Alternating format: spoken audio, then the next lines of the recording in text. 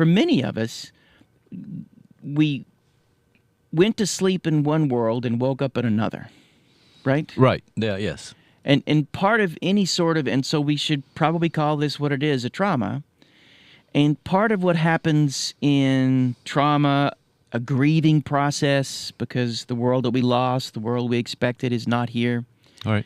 is a struggle through suffering to learn to live in a new world, right? Right.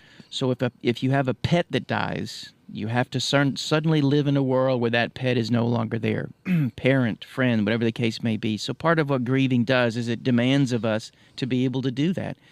So I think that for many of us, one of the emotions we may be feeling now, initially it could have been fear, it could have been just generally overwhelmed. I think right now I'm in a place where I'm experiencing a little more grief because there's been a couple of days. Right, right. And so, and time, by the way, time does heal, as they say. So maybe this is this is an additive ingredient to how to deal with this as well. Just some time. Well, I mean, and trust me, on the day of, there were several folks, patients I talked with, who were not happy with it. First off, they didn't want any optimism out of me.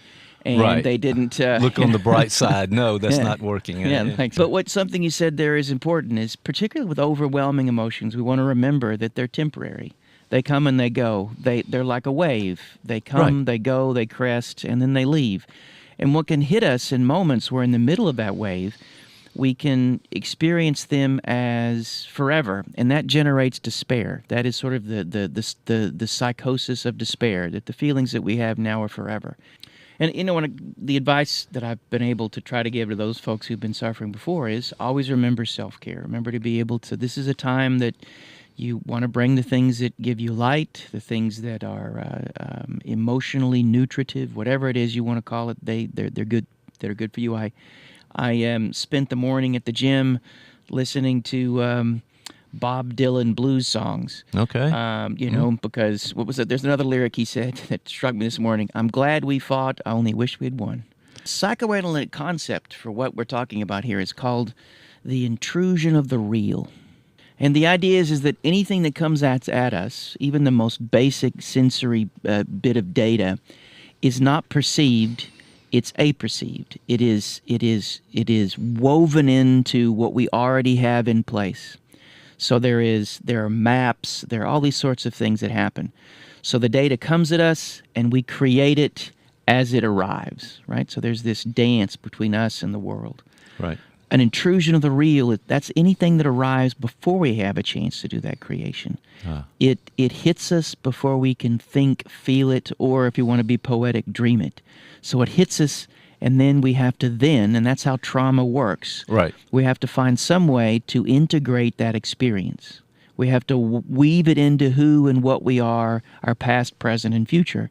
And the bigger the trauma, the harder it is. If you've worked with folks who've experienced, serious trauma, they can't integrate the event. I was talking with someone a couple of days ago who had pretty serious sexual trauma, and how they've been working for decades to try to eventually be able to integrate that, to be able to make it, and part of what happens in the integration, our goal in therapy always is to turn our ghosts into ancestors.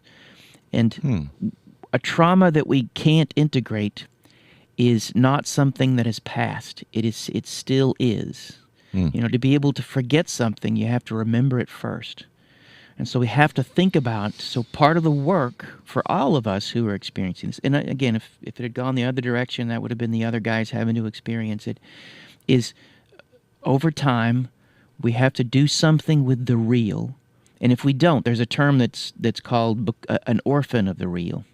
Okay. And folks who are severely dissociative, folks that have psychotic episodes based on, can often be, quote, orphans of the real. They're currently unable to create the world they're in, and so they can't live in it. They either have to divorce themselves from it, or they have to come up with delusions and hallucinations to be able to navigate it as best they can. I decided this morning after I got back from the gym, I was getting myself about an hour. I just sort of laid on the couch with my cats, and I even turned off music, and I was just in the quiet.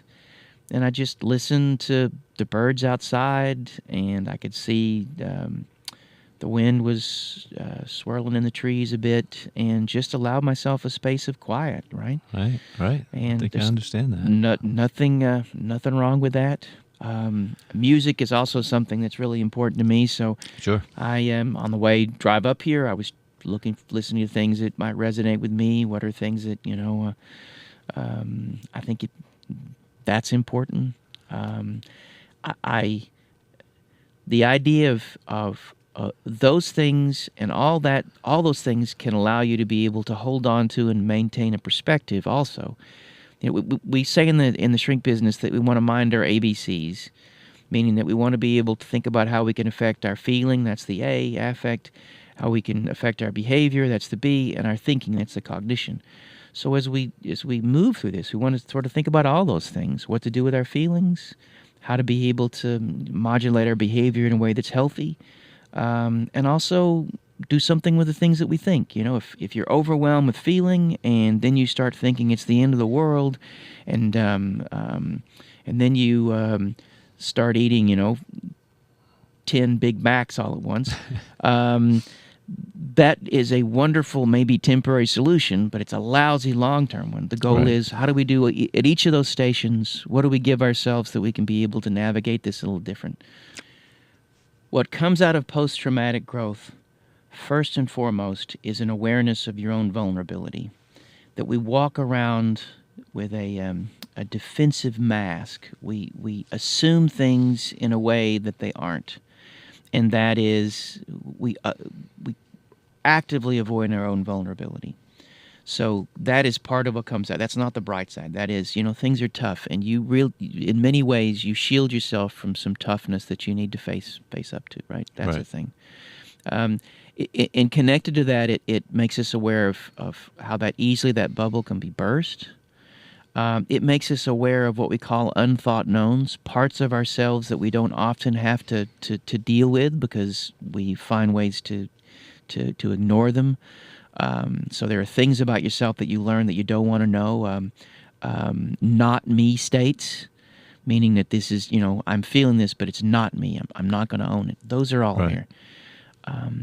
It forces us to think about ourselves and our fellow people differently as well, and there are both good and bad things that come with that. All of that's there. So I don't think that's necessary to look on the bright side, but it is open your eyes and see more than you could have seen before. Right. What you do with that could be bright or dark, right? It could be. Mm-hmm. And that's where I mentioned the book about the difference between hope and optimism. The goal is to be able to see those things and still hold on to some changes that you want to make, to hold on to a future that you can still move closer to and work towards. Now, I'm aware that is not necessarily a conservative way of thinking about the world. That is a liberal left way of thinking about the world. And that, what's the famous, it's attributed to Gandhi, where they said, what do you say? What do you think about Western civilization? He said, it's a good idea. When are you guys starting?